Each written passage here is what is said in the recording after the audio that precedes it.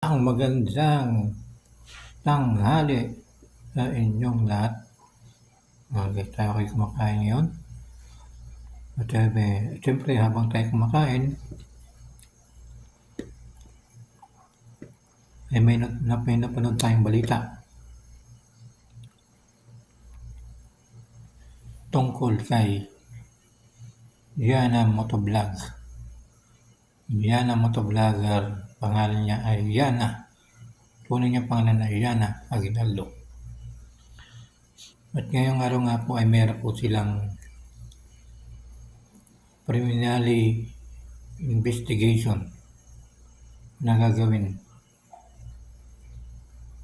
Pero ang problema ay hindi nakapunta si Yana. Hindi nakapunta si Yana kasi pagkailanang natatakot na siya. Natatakot na siyang lumabas. Kasi nga, mga guys, ay marami na rin nakakaalam ng tirahan ni Yana Aguinaldo o Yana Motovlog. Kaya siguro hindi siya nakapunta sa preliminary investigation sa LTO.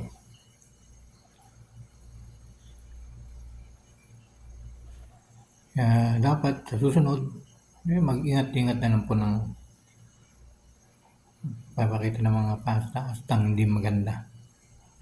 Di ba? Maging malamig ang ulo lalo na sa mga riders.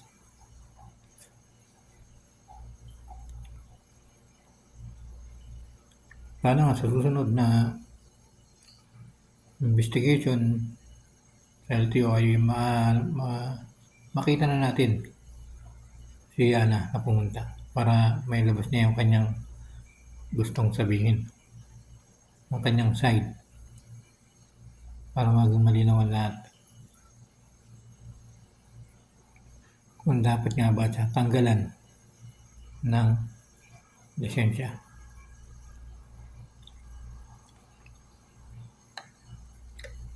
Hinihintay ko nga yan na magkaroon ng investigation eh.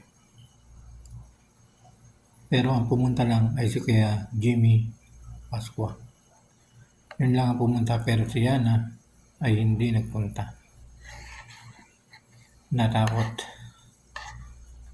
siya kasi marami na nakakalam ng kanyang tirahan. Siyempre, ganun talaga.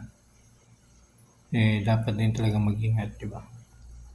Yan lang po. Maraming salamat at makiki-update pa rin tayo sa mga mangyayari kay Yana Aguinaldo, Yana Motovlogger at kay Kuya Jimmy Pascua kung ano kakalabasan ng